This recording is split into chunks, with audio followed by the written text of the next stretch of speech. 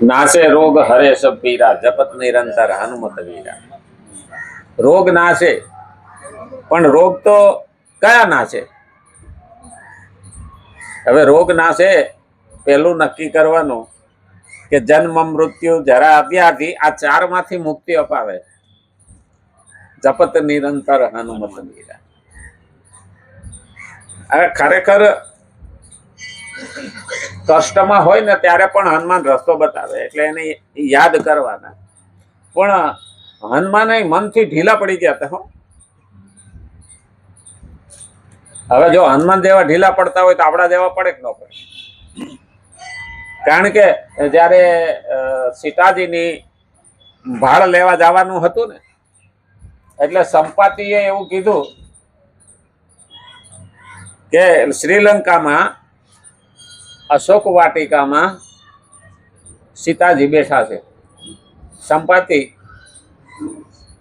જટાયુના ભાઈ, એટલે એને પાંખો બળી ગઈ હતી, એટલે ઉડી શકતો નતો.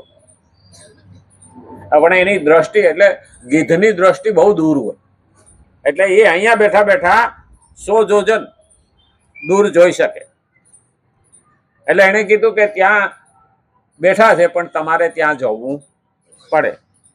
તો અંગદ, નલ, નીલ, જામવંત બધા મીડા કહેવા કે અમે જઈ શકીએ પણ આવી શકીએ નહીં. ત્યારે તો બધા પ્લેન હતા નહીં, એટલે અને સ્ટીમરમાં પણ જવાય એવું નહોતું. એટલે હનુમાનજીને કીધું કે તમે જાઓ. તો કે હા, હું ના પૂગી શકું. એટલે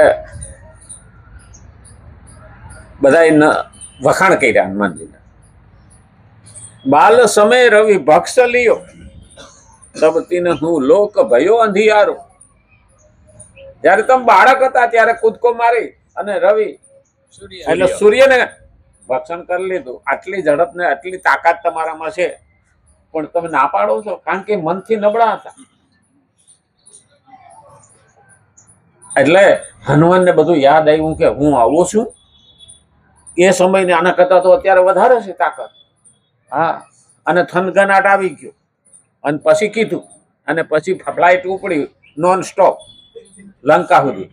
હા, એવી તો કૂદકો માર્યો કે ભેગા ઝાડવાય ઉડ્યા એની ઝડપથી.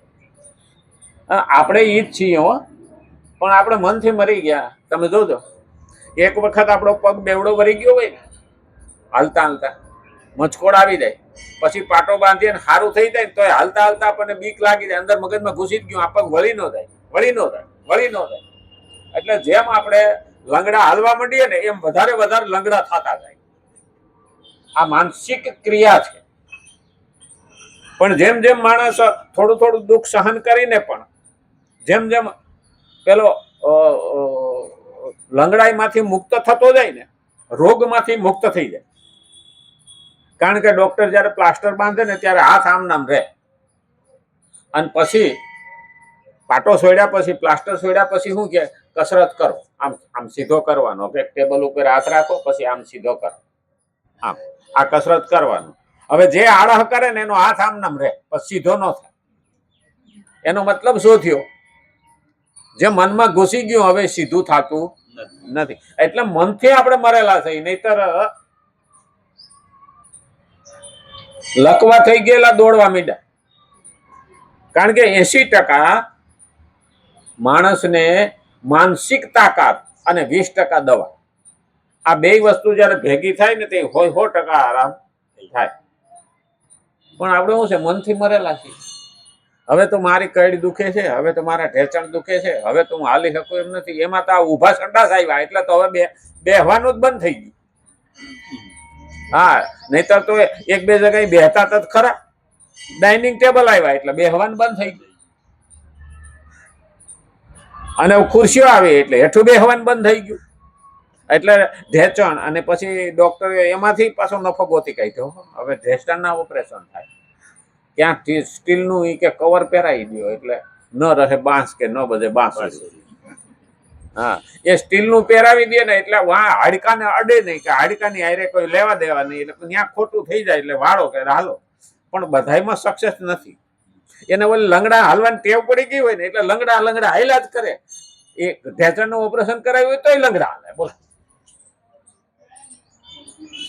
હા, 12 વર્ષ પહેલા મને બીપી ની તકલીફ થઈ ને તો એક ડાબો પગ ને ડાબો હાથ કામ કરતા બંધ થઈ ગયા. પણ મારું મન એવું મજબૂત ને કે ચોથે દાડે હું ઊભો થઈ ગયો. પણ માણા હું માને, હું તો માંદો છું. અરે મને ક્યાં સારું છે. હામા વાળા તો એટલું જ રાહ જોઈને બેઠા હોય કે નહીં હમણાં તમે નહીં બરોબર દેખાતા, નહીં હમણાં ઓહરી ગયા. એટલે આપણે પાછા ભાઈ વિચારવા માંડીએ કે હા કે હમણાં ઓહરી ગયો. હા, તમે કઈક હમણાં ઢીલા લાગો. અરે પણ ઢીલામાંથી તેજમાં આવી જાવ. શા માટે ઢીલા રહેવું? હા, અમુક તો કાયમ રોતા મરે.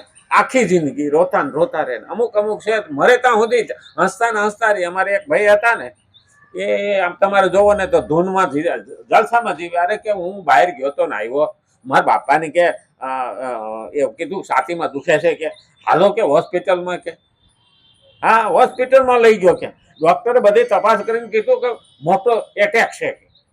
એ દવા દારૂ ચાલુ કર્યું પણ સવારે તો ડોહા ઢબી ગયા. હા, એમ્બ્યુલન્સમાં લાઈન ઘેરે લાયો કે અને ઠાસડી ઉપાડીને કે બાળી આવ્યા, કે 12મું પતાવી દીધું. કે મેં કીધું અમે ક્યાંય ઢીલો ન પડ્યો. બોલો, આખી ઠાસડીનું બધું પૂરું થઈ ગયું ત્યાં સુધી. મેં કીધું તું આનંદની વાત કરીશ, હેરવાનું થોડું આવે. અને અમુક છે ને એ રોતા હોય. અમારે એક મિત્ર હતા ને, મારે એને 30 વર્ષ સંબંધ રહ્યો. અરે છોકરી કે હા પાસ થઈ ગઈ, હવે એડમિશન લેવાની ચિંતા, ચોપડા લાવવાના, ફી ભરવાની. અરે કે બીજે દાડા આવ્યા, છોકરો નપાત થયો.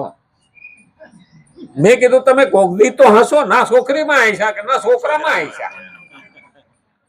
આખી જિંદગી રોજ કરે. પછી છોકરીની હગાઈ કરવાની હતી તોય રોતા સારું છોકરું મળે નહીં. છોકરું મળી ગયો, હગાઈ થઈ ગઈ કે હવે જમાઈ હારા નીકળશે કે નહીં. એટલે મેં કીધું કોકદી તો હારું માનો. હા, અને હગાઈ કરવા જાય તો પાછા પૂછે હો મિલકત કેટલી છે, રૂપિયા કેટલા છે. મેં કીધું પણ એવું હુકમ જ પૂછવું જોઈએ તમારે. મિલકત ઓલે હશે તોય નહીં કે, કારણ કે ઇન્કમ ટેક્સ વાળા આવશે. મને કે નાના જોવું જોઈએ કે છોકરી વિધવા થાય ખાય હું. અરે તારી ભલે, આ બધા મનથી મરેલા. મન એવું મજબૂત રાખો કે રોગ આવ્યો હોય તો ભાગી જાય. પછી કેન્સર આવે ને તો એ આટા મારીને વયું. આ કોરોનામાં જેના મન મજબૂત હતા ને એને કોરોના આટો મારીને વયું, પણ એને કઈ અસર કરી નહીં. અને જેને બહુ બીતાતા એને તો કોરોનાની શરદી આવી હતી તોય મરી ગયા. એ બીકના માર્યા મરી ગયા. જેવી રીતે આપણે ગામડામાં કહે ને કે હાથ કઈડ્યો હોય અને ઊંધેડો જોઈએ ને તોય આપણને એમ લાગે કે ઊંધેડો બચકું ભરી ગયો, એટલે માણસ કાંઈ નથી થતું. પણ ઊંધેડા બચકું ભર્યો હોય ને હાથ દેખીએ ને તો આઘાતનો માર્યો મરી જાય. હાય મને હાથ કઈડી ગયો. બસ આ જ માનસિક આઘાત છે. અને મન જ્યારે મજબૂત થાય હનુમાનની જેમ, હા, તો આપણે શું નથી કરી શકતા, બધું જ થાય. અને રોગ આપણાથી ભાગી જાય. અને ઘણા કે અરે ગોળીઓ ખાઈએ છે એટલે એટલી ખાવી પડે. મેં કીધું હવે ભાઈ જૂનું મકાન થાય ને, હા, અને કોઈ મેન્યુફેક્ચર ડિફેક્ટ આવે ને તો એ ગાડી રિપેર માંગે ન માંગે. ઘણી વખત જન્મેલા છોકરાની દવા કરવી પડે, એટલે એ તો મેન્યુફેક્ચર ડિફેક્ટ કહેવાય ને. કંપનીમાંથી માલ થોડો નબળો આવ્યો, હા, અને હવે આપણે પછી શું છે કે જૂના થયા, બુઢા થયા તો તકલીફો આવવાની છે, તો રિપેર કરવાનું, ગોળીઓ ખાવાની. હા, મને કે હું તો રોજની કે 5 ગોળીઓ ખાઉં છું. હું સૌ જ ખાઉં લ્યો. શરદીની કાયમ દવા ઘૂસી ગઈ એટલે બોલી શકું. શરદીની કાયમ લેવાની, બીપીની કાયમ લેવાની, પ્રોસ્ટેટની કાયમ લેવાની, આંખોની કાયમ લેવાની. હવે એટલા હવે પછી તો શું છે, હવે રોગની નોંધ કરવાની. 17 રોગ થાય ને ત્યાં સુધી હાલવાનું. 18મો કાલ યવન આવશે. 17 જાતના રોગ થાય ને, જરા સંઘ આ બુઢાપાના રોગો છે. 17 જાતના રોગ થાય ને 17 જાતની દવા ખાઈએ ને ત્યાર પછી માનવાનું કે હવે સામે મોત આવવાનું છે. એટલે આનાથી ડરવાનું નહીં. આપણે હનુમાન ચાલીસા દર વખતે દર શનિવારે બોલીએ છીએ. આમાંથી આ શીખવાનું છે કે આપણું પણ મન મજબૂત કરવાનું છે. આપણે અહીંયા બેઠા છીએ ને એમાં 50% છે ને એ તો મનથી ઢીલાય. હવે અમે બુઢા થઈ ગયા એટલે શરીર બુઢું થયું. હંસલો નાનો ને દેવળ જૂનું થયું. હંસલો તો એવો ને એવો છે. હું તમે મનને મારો છો. મન જેનું પ્રફુલ્લિત છે એને ભગવાન પણ મદદ કરે છે. અને જે મનનો જ મરેલો છે ભગવાન કે આન બેઠો કેમ કરવો. અને એટલે શ્રીમદ ભગવદ્ ગીતા ભગવાન અર્જુનને કહે છે. શ્રીમદ ભગવદ્ ગીતા 3 અધ્યાય 29માં શ્લોકનું ગઈકાલે આપણે પારાયણ કર્યું. ભગવાન કે પ્રકૃતિ ગુણે સમૂઢા સજંતે ગુણના કર્મસુ. સત્વ, રજ અને તમ આ 3 ગુણ, સત્વગુણ, રજોગુણ અને તમોગુણ, આ 3 પ્રકૃતિજન્ય ગુણો મનુષ્યને બાંધવા વાળા છે. સત્વગુણ બાંધે છે, રજોગુણ બાંધે છે અને તમોગુણ બાંધે છે. બાંધે ઓછા. સત્વગુણ છે એ સોનાની સાંકળ, સત્વગુણ છે એ સોનાની સાંકળ છે, રજોગુણ છે એ ચાંદીની સાંકળ છે અને તમોગુણ છે એ લોખંડની સાંકળ. બાંધે તો તણે. તો ઘણાને એવું લાગે સત્વગુણ એટલે બાંધે કેમ? આપણે સારું કરીએ, સારા થઈએ, સત્કર્મ કરીએ, આ બધું કરીએ ને સત્વગુણ. એ સત્વગુણ હું કરું છું એવું અંદર આવે એટલે આપણે શું કરીએ? સત્વગુણ કર્મ મારું થયું. સારું કર્મ છે ને, સારું કર્મ એ મારું થયું. હું કરું આવું આવ્યું, અહમ આવ્યો એટલે હું થયું? અહીં ભોગવવા આવવા એટલે બંધન આવ્યું સત્વગુણમાં. હવે હું મારા માટે નથી કરતો, બીજા માટે કરું છું, પણ મને એનો અહમ નથી. મારા પ્રભુને રાજી કરવા કરું, એ બંધન આવતું નથી. આ સત્વગુણથી ઉપર ગયું. એટલે અહીંયા સત્વગુણ. પછી રજોગુણ, એ કર્મ તો કરે જ છે. રજોગુણી કર્મ કર્યા વિના રહી શકતો નથી, પણ એ સ્વાર્થી છે. રજોગુણી શું છે? સ્વાર્થી છે, લાલચી છે. એટલે એ પોતાના માટે કરે અને સતત એ જ કર્મ કરી અને દોડતો રહે, ક્યારેય બેહે નહીં. રજોગુણી છે ક્યારેય બેહે નહીં, સતત દોડતો રહે. પણ હું ભેગું કર્યા કરે પણ કોના માટે ભેગું થાય છે એ એને ખબર હોતી નથી. એટલે રજોગુણી એ ચાંદીની સાંકળ છે.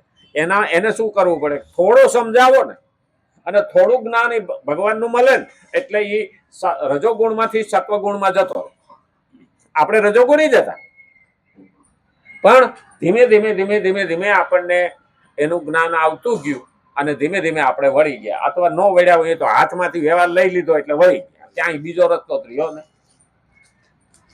હા, ઘણી વખત હવે કે ઓટલે બેસીને ગપ્પા મારવા એના કરતા ભગવાનની વાત તો સાંભળીએ એવું થાય. પણ મનથી જયારે સમજી જઈએ ને, કાં મૂકી દો અને કાં આપી દો, કાં મૂકી દો કાં આપી દો, ત્રીજો રસ્તો નથી. તો ધનનો પણ એ જ રસ્તો છે કે દાન પુણ્યમાં વાપરો, કાં ભોગ માટે વાપરો, અને બેમાંથી એકયમાં નહીં વાપરો તો નષ્ટ થશે, અથવા તો તમે જશો અને કાં ધન જશે. બેમાંથી એક જવાના છે. એ કોઈ પાસે રહ્યું નથી, કોઈ પાસે રહેવાનું નથી. એટલે કીધું છે કે આ ક્યારેય રોકાતું નથી. એટલે રજોગુણમાંથી માણસને લાલસા વધારે હોય, પણ રજોગુણમાં માણસ બંધનમાં આવે છે. તમોગુણ એની બાબતમાં તો કહેવા જેવું જ નથી.